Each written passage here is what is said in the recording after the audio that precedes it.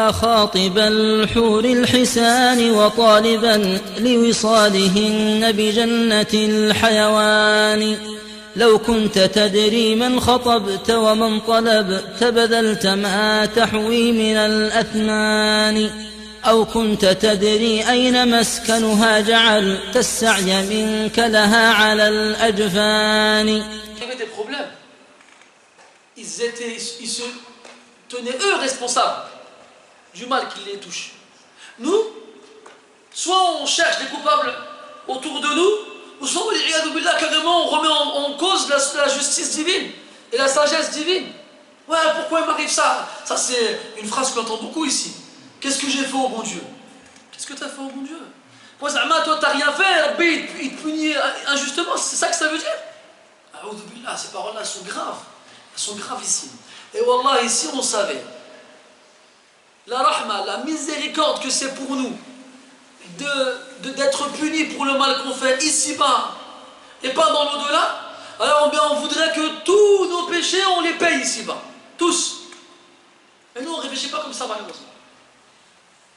Allah il te purifie de ton péché et il t'épargne de subir le jugement pour cet acte-là dans l'au-delà. Qu'est-ce que tu veux de plus? Qu'est-ce que tu veux de plus?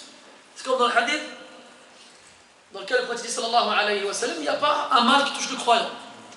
Min hammin wa ghammin wa hazan, que ce soit un souci, une inquiétude ou une tristesse, hatta shawka yushakkuha, même l'aiguille qui va le piquer. Illa kafara Allahu bihinna ou biha khataya, sans qu'Allah n'expie à travers ça ses péchés. Plus rien.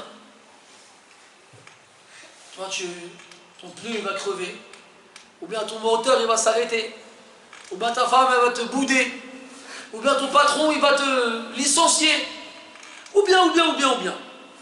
Et nous on voit que le malheur s'est abattu sur nous et nous sommes des victimes innocentes de la colère divine. Subhanallah. Là, Allah il ne fait de tort à personne. Inna Allah la yadhlimu mithqala dharrah. Et ce qui est exceptionnel, c'est que il te rétribue pour le péché accompli et il ne t'en parle plus. Wala ubali. Wala ubali, il ne t'en parle plus jamais. Donc, ces deux versets nous apprennent une chose importante. Entre autres, premièrement, c'est que le mal qui nous arrive, c'est le fruit de nos actes.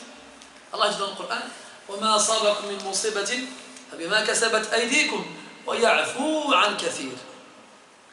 Quoi qu'il vous arrive comme musiba, catastrophe, c'est le fruit de vos actes. فَبِمَا كَسَبَتْ أَيْدِيكُمْ, c'est dû à ce que vos mains ont accompli.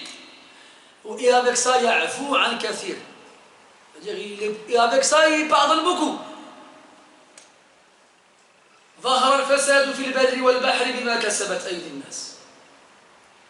Le mal, s'il s'est répandu sur terre et dans la mer, c'est seulement à cause de ce que les gens ont accompli. Quand il t'arrive quelque chose, istafti qalbak, raji' nafsak, reviens à ton cœur, pointe le doigt vers toi. Qu'est-ce que j'ai fait? Pas au bon Dieu. Qu'est-ce que j'ai fait moi? Qu'est-ce que j'ai fait? Réfléchis. Pourquoi? Quel péché j'ai accompli? Fais repasser le film de tes derniers jours, les derniers jours qui viennent de passer, pour retrouver le péché à cause duquel tu as subi ça. C'est comme Mohammed ibn Sirin rahimahullah ta'ala.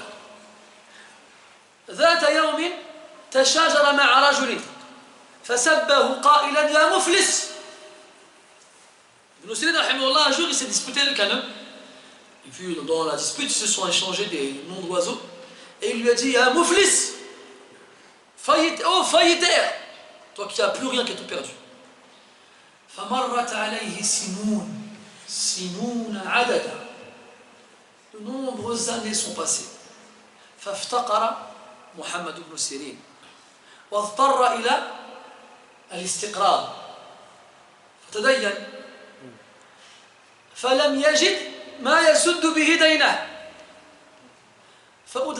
فأدخل السجن فكان في السجن يتفكر ويبحث عن السبب الذي به وصل إلى السجن فتذكر أنه قبل 40 سنة تشاجر مع هذا الرجل وقال له يا مفلس فجعله الله تعالى مفلسا بعد 40 سنة حتى دخل السجن. ثم علق الإمام الذهبي رحمه الله تعالى على هذه القصة فقال رحم الله السلف قلت ذنوبهم فعلموا من أين يؤتون أما نحن فكثرت ذنوبنا فجهلنا من أين نؤتى. Comme cette histoire qu'on attribue à Mohammed ibn Sirin rahimahullah ta'ala, il s'est disputé un jour avec un homme et lui a dit ah Muflis, oh toi le faillitaire. Mais encore c'est gentil par rapport à ce que nous on se dit aujourd'hui quand on se dispute. Quand les gens se disputent aujourd'hui, c'est pas oh le faillitaire, c'est ta mère là-ci, ton père le ça. Et moi la dispute finie, ils se séparent, des années passent, 40 ans passent. Et Mohammed ibn Sirin, il est touché par une grosse pauvreté. Il a investi dans une affaire commerciale, il a tout perdu. Devant subvenir aux besoins de sa famille, il s'endette, mais n'arrive pas à gagner de l'argent pour rembourser sa dette. L'échéance arrivée, et n'ayant pas de garant, il se retrouve en prison. Alors qu'il est en prison tout seul entre les quatre murs, il cherche la raison pour laquelle il s'est retrouvé en prison. Il sait très bien pourquoi il est en prison, parce qu'il n'a pas remboursé sa dette, c'est pas ça le problème. Mais il se demande, il sait que ça c'est une punition. Mais lui il cherche la raison pour laquelle il a été puni. Alors il cherche, et il se rappelle 40 ans avant. Il faut le faire quand même. 40 ans avant, tu te rappelles que tu as envoyé à quelqu'un. Et tu te rappelles, tu lui as dit quoi? C'est pas un exploit au niveau de la mémoire, même si ces hommes-là avaient une mémoire exceptionnelle, certes, non. C'est dû au peu de péchés qu'ils accomplissaient. C'est pour ça qu'il s'en souvient. Et il s'est rappelé que 40 ans avant, il a dit à un homme, il y a un mouflis. Et 40 ans plus tard, c'est lui le mouflis, il n'a plus rien, il est en prison. Et l'imam al-Dhahabi, il raconte l'histoire dans Siyar, puis à la fin, il commente en disant qu'Allah leur fasse miséricorde ces hommes-là. Leurs péchés étaient tellement peu nombreux que quand ils étaient touchés, ils savaient d'où ça venait. Alors que nous, et lui il parle de lui, Zahabi, il est ma'rouf bil khayr, mashallah. Il dit quant à nous, on fait tellement de péchés que quand on est touché, on ne sait pas d'où ça vient.